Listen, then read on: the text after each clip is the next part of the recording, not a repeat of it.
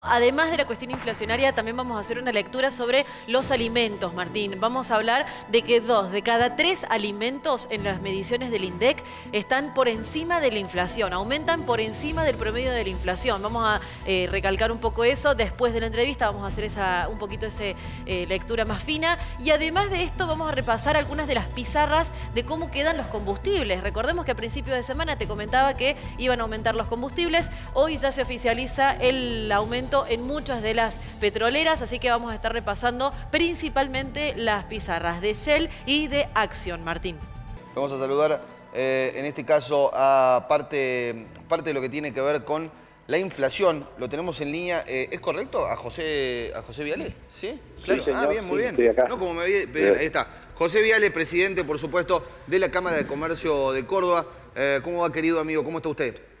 Bien, muy bien, preocupado, por supuesto, Sí, por el tema que me estás consultando. Por supuesto, muy preocupado. Por supuesto. Vamos a hablar un poquito sobre esta inflación que entra en modo crucero, ¿no? Querida Ernest, ¿qué tenemos en materia de inflación? José, vamos a hacer el pequeño desarrollo y ya nos metemos con las preguntas a todo lo que refiere, por supuesto, a los comerciantes. Por supuesto, repasamos, Martín, algunos de los datos que tienen que ver con la inflación. 114% a nivel interanual de suba en promedio, más de 40 puntos en lo que va del año y una inflación que se esperaba que en realidad llegara a los 10 puntos, estuvo un par de décimas nada más por debajo del promedio del mes anterior en un 7,8%. Se trata de un promedio también que supera las expectativas del gobierno nacional, que esperaba mantenerse entre un 3 y un 4%, pero en ningún momento se pudo cumplir con esa expectativa. Repasamos los datos de cuáles fueron los rubros con más incidencia. Está en primer lugar con casi 12% vivienda, agua, electricidad, gas y otros combustibles. Luego se ubican restaurantes y hoteles, salud, equipamiento para el hogar, etcétera.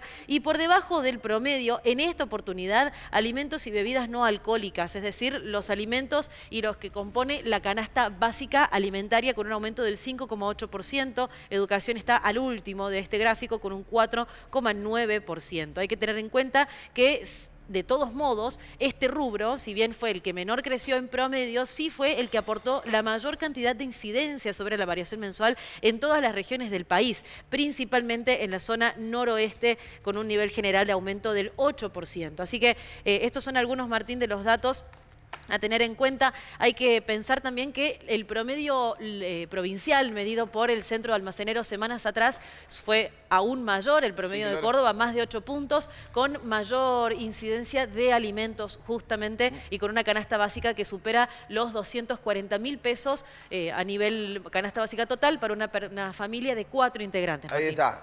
Bueno, José, son datos, es el tema del día, por supuesto, aquí en Bien Directo Federal. Son datos que siguen marcando o pronunciando una inflación que en velocidad crucero nos arroja en torno al 150% de manera anual, pero que al mismo tiempo está perjudicando notoriamente parte de lo que tiene que ver con la actividad comercial, que, volvemos a insistir como siempre, es la actividad que genera mayor cantidad de empleo en la República Argentina. 2 de cada 3 empleos tienen que ver con la cuestión comercial. ¿Cuál es la mirada, cuál es la lectura que tienen en este año, después de lo que había sido el año pasado? Un vaticinio por parte de Sergio Massa que podría llegar a bajarse, que continúe ya en velocidad crucero o en un tipo de inflación crucero estabilizada en torno al 8%, José.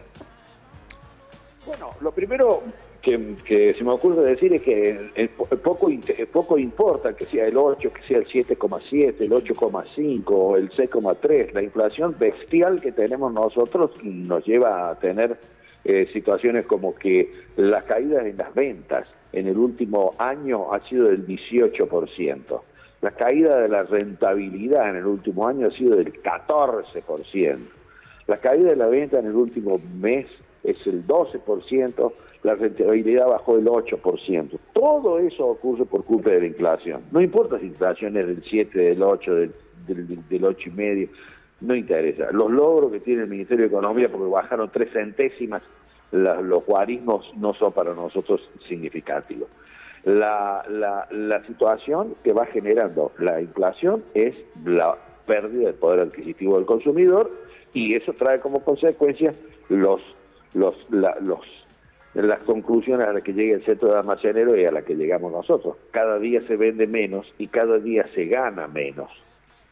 Todos los días somos más pobres. ¿Cómo se ve hoy un comerciante en lo que tiene que ver con la reposición? ¿Cómo se trabaja en la reposición con esta inflación, con este índice de inflación? Y ya me meto a ver si se puede llegar a desarrollar un pequeño desguace sobre parte de lo que tiene que ver, en este caso, con el consumo y con la caída de las ventas, que es algo muy importante. Fíjense los números que está dando José Viales, son números muy, pero muy importantes en caída de ventas y también en caída de rentabilidad. O sea, venden menos y de lo que venden le ganan menos también. Una situación muy complicada la que vive almaceneros. Yo quiero preguntar cómo están hoy con el tema reposición, cómo se está calculando, cómo hace un almacenero para reponer, un comerciante para reponer.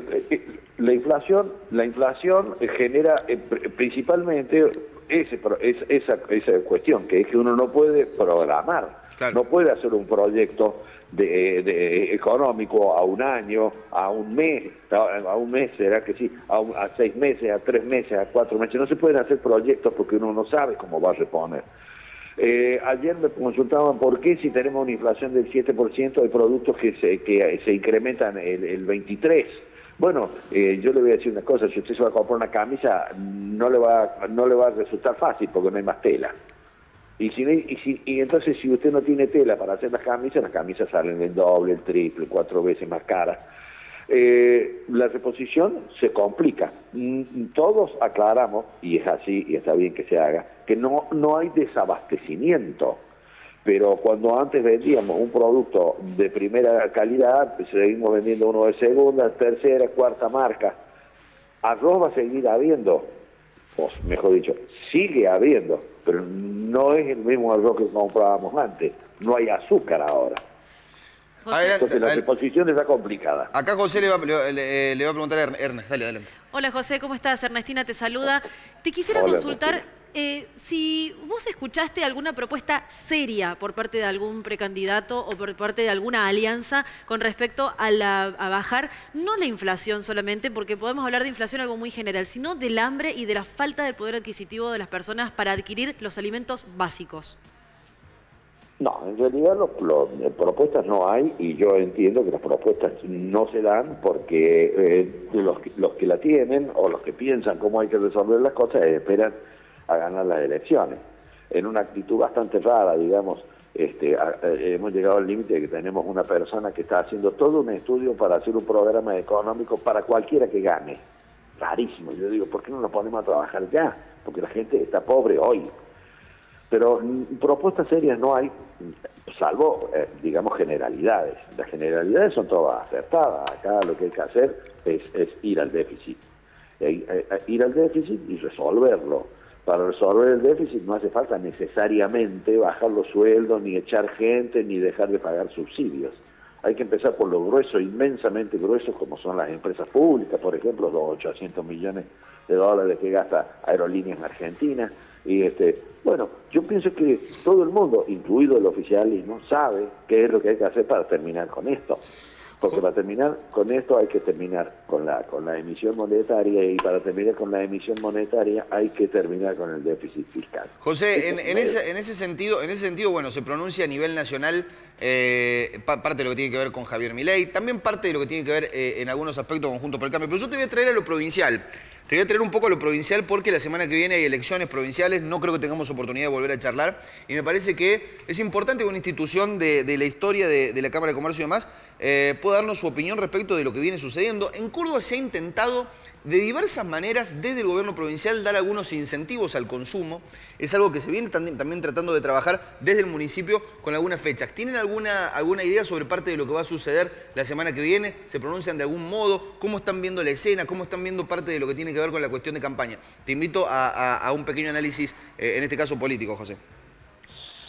Sí, nosotros evitamos pronunciarnos en materia política. Obviamente que estamos de acuerdo con todos y acompañaremos a quien gane. Esa es la consigna que tiene la Cámara, como que es una entidad sin fines de lucro y con prohibición de actuar en política.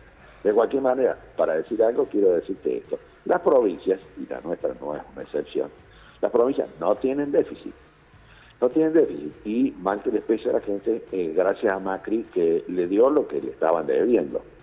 Ahora, de cualquier manera, el hecho de que no tengan déficit no quiere decir que sean baratas para vivir en ellas. Nosotros, a a este gobierno y al anterior y a los anteriores siempre les reclamamos que baje la presión impositiva, y Córdoba tiene una presión impositiva alta. Aspiramos a que gane quien gane, nosotros no tenemos preferencia, cada uno tendrá la suya obviamente.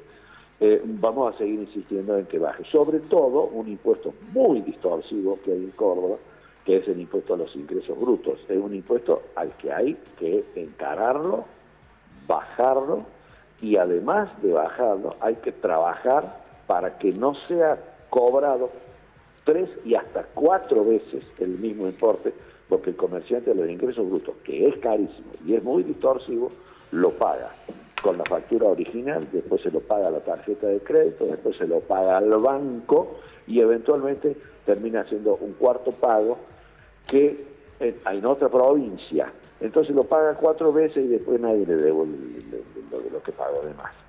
Ese sería un pedido para cualquiera que gane. Bien, que baje la presión impositiva. No deja de ser ingresos brutos el impuesto o el elemento de recaudación provincial más importante de todas las provincias, y no es en Córdoba puntualmente más alto que en el resto de las provincias. Digo, son dos elementos, pero sí, no, por supuesto que se entiende efectivamente en un contexto donde pareciera muchas veces que el Estado debe hacer, en este caso, o por lo menos la clase política, el esfuerzo de cara a lo que está sucediendo, como decimos siempre, José, con la Cámara de Comercio, con los comerciantes, que no están, sino sosteniendo la fuente de empleo, porque hasta ahora, según entiendo, José, no se está despidiendo gente, se está sosteniendo la fuente de empleo, nosotros no tenemos, y están soportando esta caída, ¿no? Están soportando esta caída. Bueno, el comerciante es muy resiliente en realidad y va acomodando el cuerpo y puede hacerlo. Digo porque hay otras actividades donde no se puede acomodar tanto el cuerpo. Cuando te falta un insumo, ya está, no podés seguir fabricando lo que estaba fabricando. El comerciante en realidad, si hoy no tiene automóviles 0 kilómetros, bueno, vende automóviles usados. Entonces vamos empobreciéndonos, que es lo que dije al principio, pero no tenemos todavía ni despidos ni cierre de comercio. Ahí está. Las provincias en general deben también hacer un ajuste. Las provincias deben también hacer un ajuste. Bien, es importante. El impuesto a los ingresos brutos, Córdoba no es la que más cobra, pero no es la que menos cobra tampoco. No, tampoco. No, tampoco. Es verdad, es cierto. Es un elemento que es el más importante a nivel provincial para recaudación. No es la que más cobra, como dijo Macri en la Bolsa de Comercio hace 2 semanas. Es mentira eso. Es mentira, tuvimos los números acá con Osvaldo Giordano. Dio números equivocados, porque el ingreso bruto en la provincia es 4,7, ahí decía que era 5,7. Sí, dio números equivocados. Macri lo mandaron a leer, ¿no? Lo mandaron a leer. A Mauricio Macri lo mandaron a leer. Lo tuvimos nosotros a Osvaldo Giordano, lo tuve aquí. Lo mandaron a leer porque dio números incorrectos. Tampoco es la más baja, ¿eh? Tampoco es la más baja. Es cierto lo que dice en este caso José. Tampoco es la más baja, pero no es la más alta, por supuesto. Muchísimas gracias. Santa Fe tampoco cobra 3,5, 3,6, como dijeron en la bolsa. Santa Fe está 1 o 2 puntitos de décimas abajo de Córdoba. También fue 4,7 y Santa Fe está en 4,5. También fue un número incorrecto, efectivamente. Es tal como lo dice José Viale. José, siempre es un placer charlar con vos. Te mando un fuerte abrazo. Muy bueno, al pelo. Gracias. Hasta luego.